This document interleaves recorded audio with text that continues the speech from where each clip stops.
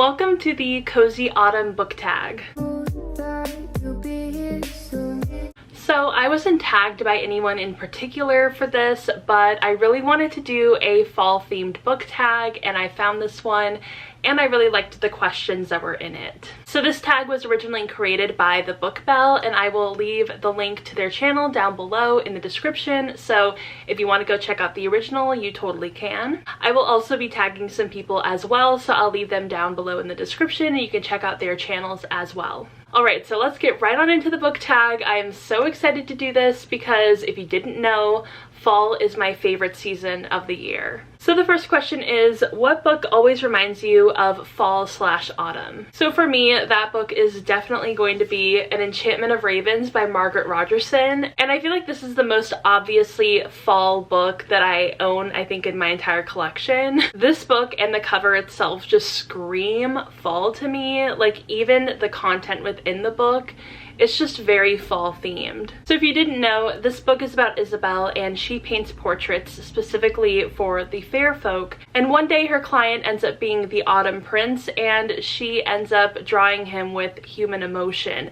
And that is a big no-no. And so she becomes the Autumn Prince's prisoner, and it's such a good book. It's one of my favorite YA fantasies, like, of all time.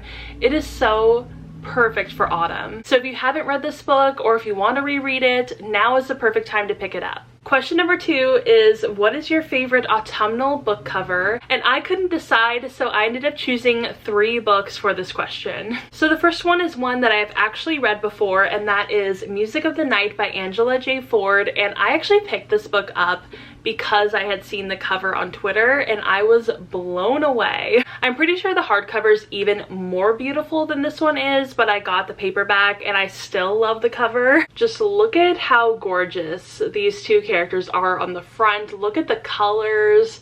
Everything about it is just so gorgeous. If you're interested in this book, it is a Phantom of the Opera retelling, and I have read quite a few of those recently, and this one happens to be my favorite. This is also not young adult, so it does have some sexual themes. Just have that as a heads up before you go into it. I do really recommend it though. It is so good. The next book is one that I picked up really recently, and I picked it up also because of the cover. I had never seen it before. I'm surprised nobody's ever talked about it, but it looks so good. And that is The Bones of Ruin by Sarah Raleigh. And oh my gosh, this cover is absolutely gorgeous. I love the color scheme of this cover, and that's definitely what reminded me of fall. It has all of like the reds and the oranges and some of the darker colors like in the lettering. It is just such a pretty cover, and it immediately attracted my eye when I was walking through Barnes & Noble. And this has a really interesting premise. It says, as an African tightrope dancer in Victorian London, Iris is used to being strange. She is certainly a strange sight for the leering British audiences always eager for the spectacle of colonial curiosity. But Iris also has a secret that even strange doesn't capture. She cannot die. I was immediately enthralled and intrigued, and I needed to know what happens next. So I'm really excited to read this book, and as you can tell, the colors are very autumnal. Hold on, I need a pumpkin cream break. And the last book for this question is The Once and Future Witches by Alex E. Harrow.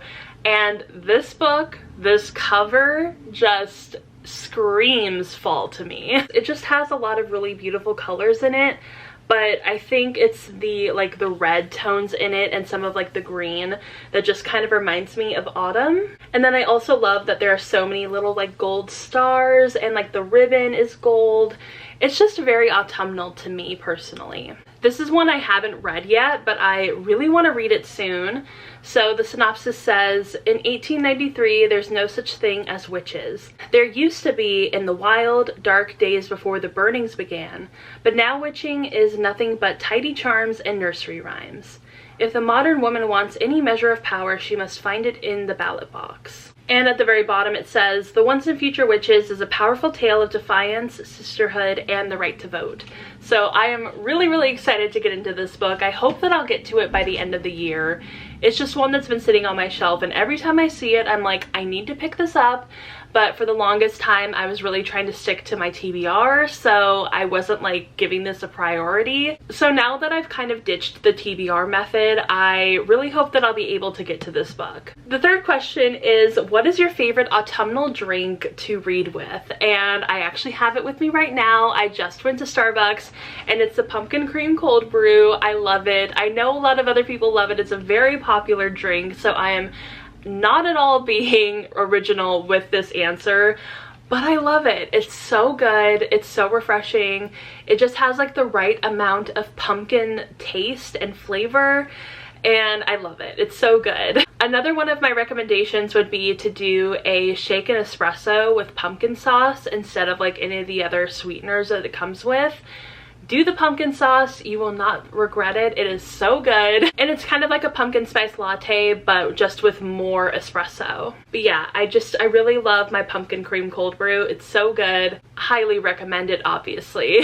Question number 4 is, do you prefer to read late at night or early in the morning? So I am much more of a night owl when it comes to literally everything. I definitely do a lot more things at night. I like to write at night. I like to read at night, and I just feel so much more productive in the later hours. Every once in a while I do try to be an early bird. I try to read in the morning, but it just doesn't happen for me. I'm not really sure why. I think I would just rather spend my mornings, you know, relaxing and eating breakfast and watching YouTube videos, catching up on my watch later.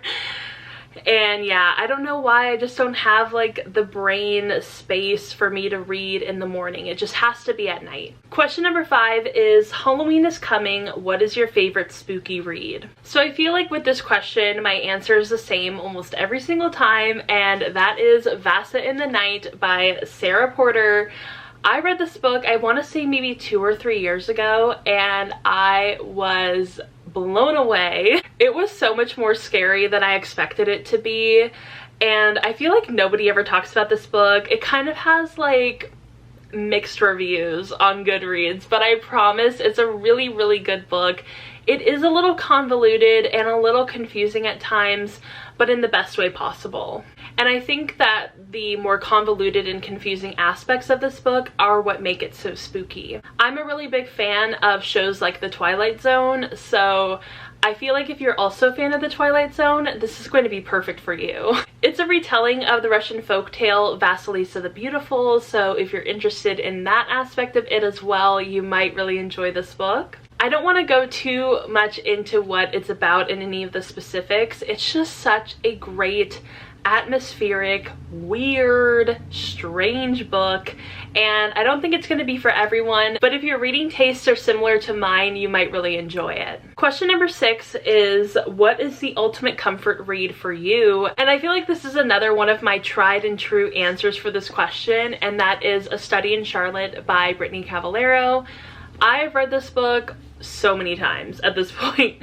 I definitely want to do another reread of it very soon. I will definitely reread the audiobook. But oh my gosh, this is definitely a huge fall, autumn comfort read. And I do think it's perfect for fall because we are following these 2 students and it's at the beginning of the school year, which is typically around the fall time. And it also has an added bonus of being a semi Sherlock Holmes retelling.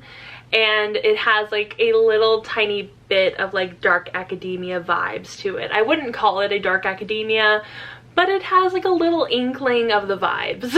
Like I said, there's Sherlock Holmes inspiration, there's boarding school setting, there's murder, and it's just a really, really fun book. I love it. It's a really great series. Every single book just gets better and better. And if you somehow have not read this book, I highly recommend you do it, especially at this time of the year. Question number 7 is, what is your favorite autumnal reading snack?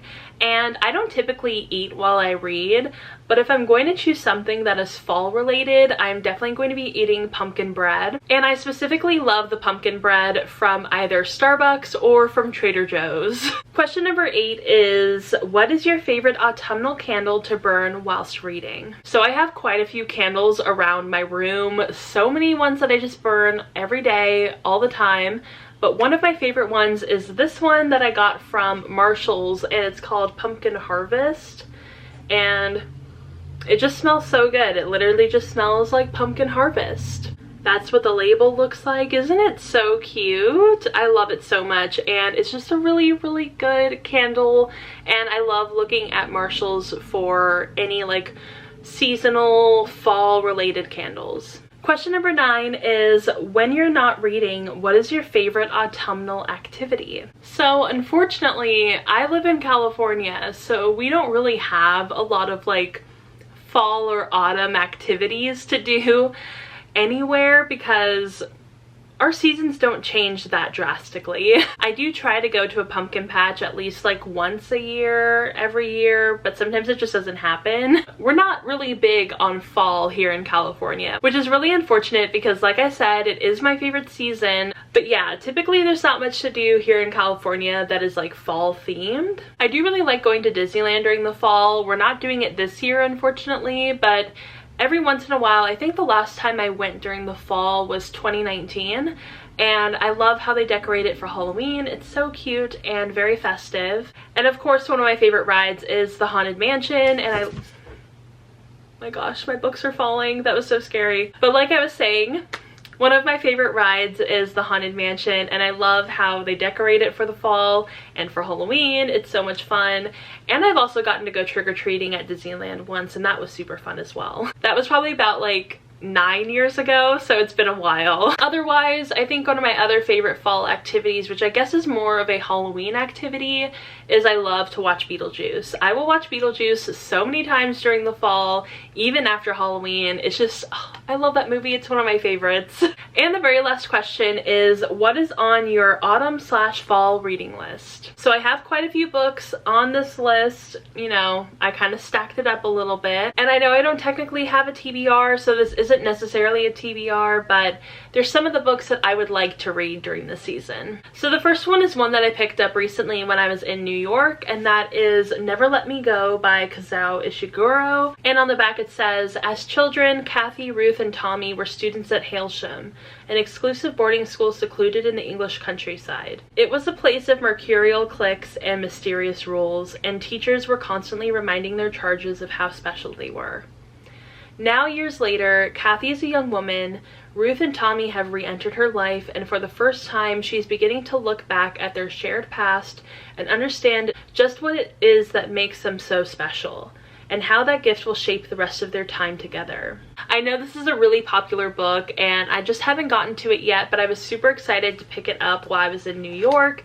And I just think that I'm really going to enjoy this book, and it feels like it might be a perfect autumnal read. The next book is one that I was actually thinking about while I was in line for Starbucks, and I'm like, you know what? I think I really want to read this book soon, and that is A Song of Wraiths and Ruin by Roseanne A. Brown. I know the sequel is going to come out soon, I'm pretty sure, because I don't think it's out yet. So I definitely want to read this soon. It's a huge priority. So this one seems really interesting because it's a YA fantasy. There seems to be some like duel for the hand of the princess. What is she? Yeah, the princess. Which I love those kind of narratives. I think that they're so much fun.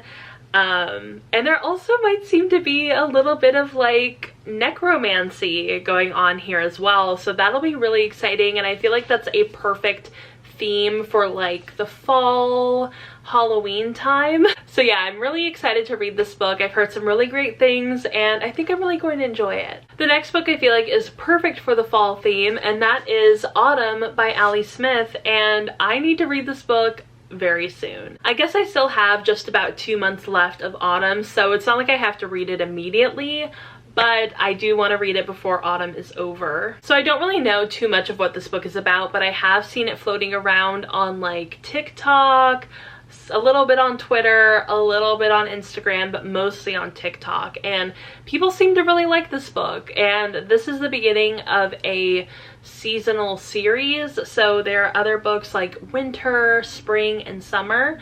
This is the first one, I believe. I don't know if they're all connected, but I do know it's part of a series. On the inside it says, Ali Smith's new novel is a mediation on a world growing ever more bordered and exclusive, on what richness and worth are, on what harvest means. It is the first installment of her seasonal quartet, 4 standalone books, separate yet interconnected and cyclical, as the seasons are. And it casts an eye over our own time. Who are we? What are we made of? Here's where we're living. Here's time at its most contemporaneous and its most cyclic. From the imagination of the peerless Allie Smith comes a shape-shifting series, wide-ranging in time scale and light-footed through histories. A story about aging and time and love and stories themselves. So that sounds really perfect for me. It sounds like it's going to be something that is right up my alley, and I'm very excited because we do share a name. She spells it a little differently than I do, but we're both Allies. The next one is one that I've seen compared to Folklore by Taylor Swift, so I don't know if it's technically a like more summery book or if it's going to be a more fall book, but that is The Nature of Witches by Rachel Griffin, and this cover just screams fall to me. Like, those are fall leaves, obviously, right? But Folklore is a summer album, so I'm not really sure. But anyway, I am really excited to read this book. I think it's going to be a lot of fun. Who was the one that said Folklore? On the back it says, vibrant and magical, The Nature of Witches is an achingly beautiful exploration of love and hope, perfect for fans of Shea Earnshaw and Taylor Swift's Folklore.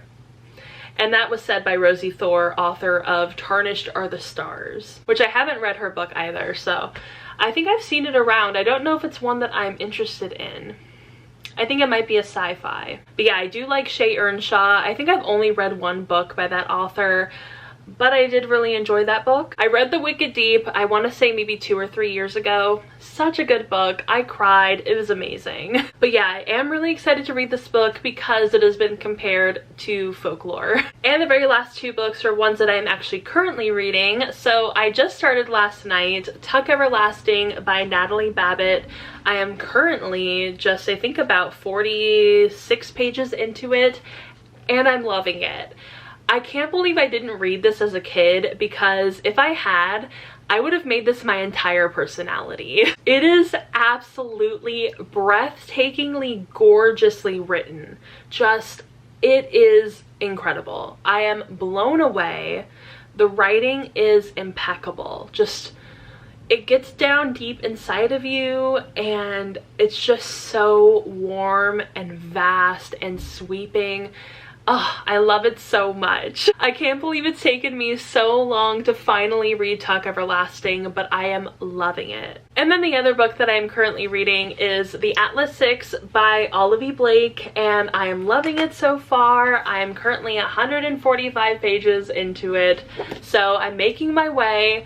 And it's just such a fun dark academia book. I am loving the ensemble cast. I love books like that where it just has so many characters, so many perspectives, and it just really, really works for me. And I definitely think both of these books are perfectly suited for fall. This just has fall vibes written all over it.